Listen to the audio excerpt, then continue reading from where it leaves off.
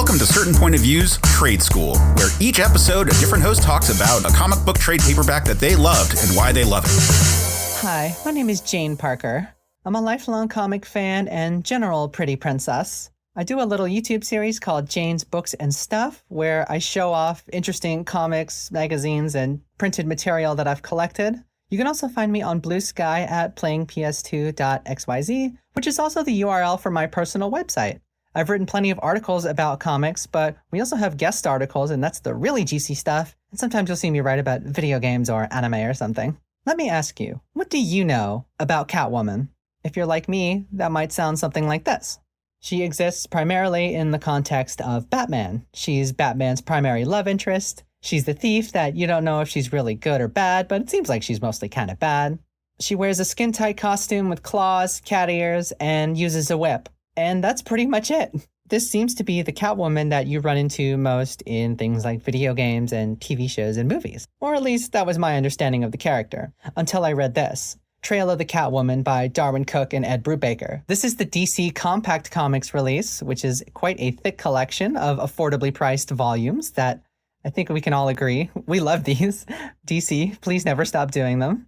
But anyway, I came across this at my local Books A Million. I was purchasing some other things, and I just so happened to see it on the top of a stack of books. And I thought to myself, this looks interesting. The artwork on the cover had a striking style I wasn't super familiar with. Yes, perhaps shame on me. I was not ultra familiar with Cooke's name. And the question I just asked you came across my mind in a flash. What could this be about? What do I know about Catwoman? Nothing, I guess. So maybe I'll check this out. I like cats. I'm sort of a cat-like person myself. I wander around and look out windows when I need to relax. What I found was a book that really completely changed my view of a character and added so much depth and dimensionality to her that I really had no idea existed. And now I wonder how many other people don't know. Now, because this volume is so dense, close to 400 pages, I won't be able to take you through the entire story of everything that happens beat by beat. It probably wouldn't be that interesting anyway for me to simply orate them to you. After all, you could just read them, couldn't you? But I will try to describe how this new version of Selina was crafted and some of the storytelling techniques and interesting things that go down in Trail of the Catwoman. Needless to say, I will have to spoil a few things, so if that's your deal, I guess you'll have to step away now. Trail of the Catwoman is actually 3 separate things. It's almost like 3 different acts in a play. Somewhat, very, very broadly speaking. And also, the collection is presented not in publication order, but in chronological order of the story. I know this is a sticking point for a lot of people, so allow me to clear this up. And I had no idea the first time I read this and only discovered afterwards. Presented first in this volume is Selina's Big Score. This was a novel by Cooke as a solo writer and artist published after he began his work on the Catwoman series. In the middle is Trail of the Catwoman, which is backup material presented in the Detective Comics issues of the time. That's Batman's primary ongoing series. And lastly, strangely enough, is Catwoman 1-6, the 2001 relaunch that was done under this new creative team. It seems sort of weird, and it has the interesting side effect that you don't see Selina in her new costume and sort of her new status quo until over halfway through the book. But it's one of the best things about reading it this way. There's a lot of build-up and empathy with who Selina is and how she's rediscovering herself. So when that finally happens, there's a sense of satisfaction to it. But I'm getting a bit ahead of myself there. Let's back it up. Selina's Big Score is basically a heist movie. And if you're familiar with heist movies, sometimes they don't go too well. And that's the big point of Selina's Big Score, at least in the broader context of things. In the immediate, when you're reading it, Cooke presents it like a noir film. There are sometimes 10, 11, 12 small drawings on a page, which, if you're familiar with the medium, is actually kind of insane. That's over double what you usually expect. 5, 6, maybe 7 at the most. But there are a lot of quick cuts to help you give a sense of pace for the action and movement of the characters. It does almost seem like he's trying to make a movie, and it works. The cinematic style really works with the muted colors and his simple shapes. I really love it. After a failed heist in Cairo, Selina sort of slinks back into Gotham City to try and scrounge herself up some money. Legally, Selina Kyle is dead, so it's kind of hard to get some money or a job or do anything normal for her at this point. But it was an intentional decision by her to go off the grid, recollect herself, and sort of rediscover herself. Selina gets mixed in with a bunch of new characters, and the way the structure is presented is really great. When you look at things from Selina and her new friend's perspective, where they're planning this heist on a train that's crossing into Canada, you can see how they think this is going to go really well. You see how this plan is laid out, and it seems perfect. But on the other side, you follow the detective Slam Bradley, who becomes a very important character. And as he follows the trail of crime, you can see how they're on to Selina and everybody, and this is going to go really, really badly. It makes for a fun, dynamic read, even if you kind of think you know what's going to happen. It is a prequel. Remember, this was published after you see Catwoman's big new debut. You could say the devil's in the details in Selina's big score. While I have to gloss over the details for you, the actual book does not. You really get to know every character and what motivates them to do this kind of thing. There's a fantastic sense of empathy when it goes down. You really do feel horrible. The final page with Selina holding a body as she rides the boat back in is really haunting. It says everything you need to know about Selina going forward. It may seem like something you could skip, and I suppose you technically could, but I really, really don't think you should. And so basically, that's Selina Kyle for the immediate. Someone who, in a lot of ways, does not exist and is trying to get back at the center of why she's doing what she's doing. This leads well into the Trail of the Catwoman material. Trail of the Catwoman follows Detective Slam Bradley, hired by the Gotham City Police Department, to try and find out Selina Kyle and Catwoman's whereabouts. Well, really, it's Catwoman's, and nobody knows they're the same person, but Slam Bradley quickly finds himself in a whole quagmire of Selina's life. I really love how this was done. You learn about Selina through someone else's eyes. It's kind of like the old Metal Gear Solid 2 trick, as you see Solid Snake through Raiden's eyes, if you've ever played that game. It seems almost too clever to be true. Learning about Selina in this way through a detective who uncovers her backstory, imagines what she might be thinking. It's basically the perfect setup to learn about a new character, or a reinvented character, I should say. Selina's hurting. She's been through a lot. People she knows die all the time. It's hard to hang on to friends. Things are dangerous out here for this kind of lifestyle. It comes to a clever sort of head towards the end where Selina is the one who finds Slam Bradley, not the other way around. And of course, by this point, Slam has come to empathize with Selina's story so much that there's no way in hell he could actually turn her into the police. He even admits to himself, I kind of had a feeling from the beginning that I wouldn't turn her in.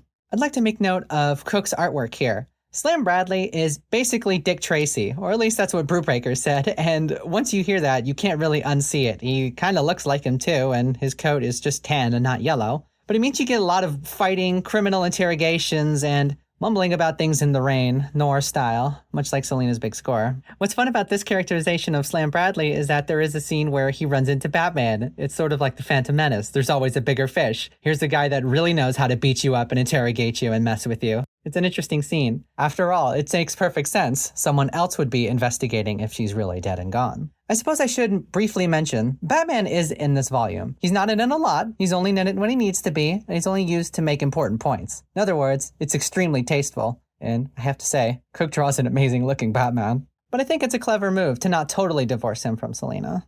In this case, the important point is that Batman does want to be part of Selina's life. He is happy to see that she's alive, but Selina is ultimately going to reject him, at least sort of in a flirty, teasy way, in Catwoman #1. It's one of the best scenes in the whole book, if you ask me. Getting into the main series, Catwoman #1 is where this new characterization for Selina really comes into view. It makes perfect sense, and all of this serving as build-up to it is really good. I feel like if you don't read all this material beforehand and just start reading Catwoman at this new volume, you're missing all the fun and the build-up and the real reasons why she's doing this stuff. I think you could read it that way, though. It wouldn't be bad or anything. And basically, as Selina recounts to herself in the early pages of Catwoman, she used to do these things for good reasons. She used to want to help people. She used to rob the rich to give back to the poor. At least that's one aspect of her life. At the outset of Catwoman #1, Selina is still doing her soul searching, and you understand why she would be. To sum it up, at least so far, Selina's big score, you see how dangerous and hard this lifestyle is for her, and Trail the Catwoman, you see how she's dealing with it. In Catwoman the series, it all comes together. Someone comes back into Selina's life that she thought was dead. It seems rather clever that this is what incites her to get back into action. Selina's friend Holly comes by to visit and informs her that there's a serial killer out in Gotham killing prostitutes.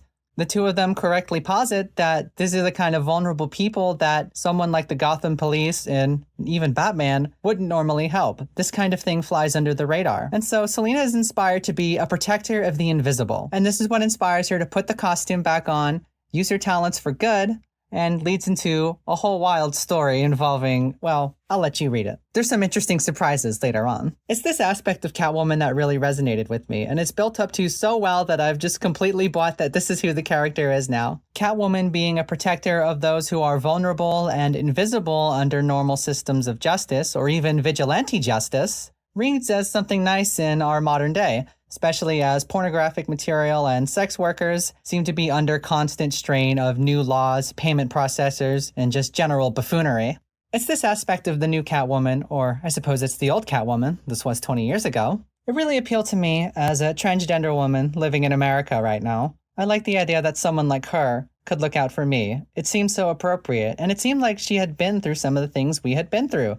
Disappearing, legally not being seen or recognized, and then coming back to protect each other. But with all that, you can kind of see why this aspect doesn't come up too often in auxiliary media. You can't bring up that she's done or does this kind of thing all too often in something that's rated, say, T for teen, like a video game. It probably wouldn't come up in Injustice or something. But it seems like a shame. It seems like Selina and Catwoman really have this interesting niche in the DC universe that I never thought about before, and I'd like to see it explored more often.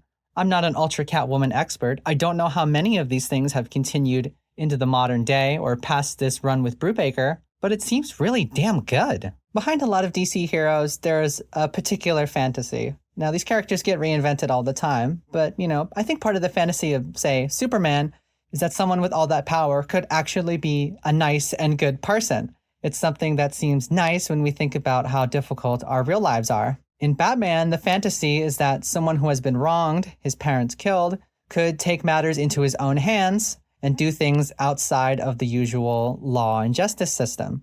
This, too, is probably empathetic for a lot of people. It's something they could understand and desire to do themselves, even though they actually wouldn't. And now, for me, Catwoman slides in nicely here, too. She's a protector of vulnerable, invisible people. I can very easily imagine her protecting people of color, queer people, sex workers, everything. And all the work was done in this book to make me feel that way. It doesn't feel like a cheap gimmick or something slapped on to try to get people like me to read a series. I'm not an Ultra Catwoman expert, although now I wish I was. Maybe I'll do some more reading. But Trail of the Catwoman is really one of the best comics I've read in recent memory. There is one more name I'd like to mention in this before we wrap it up, and that's Brad Rader, or maybe it's Rader. Darwin Cooke actually leaves the book in issue 4. There's an absolutely beautiful sort of send-off page, and you'll know it when you see it. It's unmistakable. And in the last few issues presented in this book, Brad Rader takes over penciling duty and doesn't exactly try to match the Cooke style, but he has a sort of interesting and admirable take that's his own. I'm not sure how you quite put it in artistic terms. It looks different. You can tell it's a new artist, but you can also tell there was a lot of attempt to maintain some of the consistency and style. After all, this was only 4 issues in. I wonder how many people were promised. On that final page by Cooke, Catwoman looks up to the sky and says, "You can't really argue with happiness, can you?" It's a satisfying sort of ending, even though the story continues. This was a story about someone finding themselves from the darkest depths of their own lifestyle, their own choices, their own needs, wants, and desires, the loss of their friend and others. It's tough. So while Trail of the Catwoman, this volume, may seem a little disjointed, and I suppose in some ways it is, thematically, it's about as airtight as I think you can get. It's really just the matter of ending on a cliffhanger that leaves things feeling somewhat unresolved. From a character perspective, the transformation is complete. Selina is relatively divorced from the Batman world. We know what she wants and why she wants it, and the emotional work was done to help us understand her. But as the story goes on, Selina uncovers a plot that Black Mask, the supervillain, is behind. And it just sort of ends on a "the end for now" note. And it can be a little disheartening, especially when most of the book is so satisfying. But I really don't want that to discourage you from reading it. It's a fantastic read. After all, it's only $10, so what do you have to lose? Trail of the Catwoman made me wonder, what other things do I not know about other characters? What other depths are there that you don't usually see? What other brilliant reinventions are out there that are waiting to be discovered? I can't help but wonder, but right now, I think I'm going to go read some more Catwoman comics. Once again, my name is Jane Parker. Thanks for joining me here on Trade School. Happy reading. Digging for Kryptonite is a weekly podcast series hosted by yours truly, Anthony Desiato, examining Superman's vast mythology across time and media. If you have a favorite story, creator, or adaptation, chances are we've covered it over the past 200 plus episodes. I've interviewed creators including Mark Waid, Dan Jurgens, Jeff Loeb, Joe Kelly, and many more. Whether you're a lifelong Superman fan like me, or you're new to the character, we have you covered. Subscribe to Digging for Kryptonite wherever you get podcasts, and remember, it's about what you do. It's about action. CPOV. CertainPOV.com.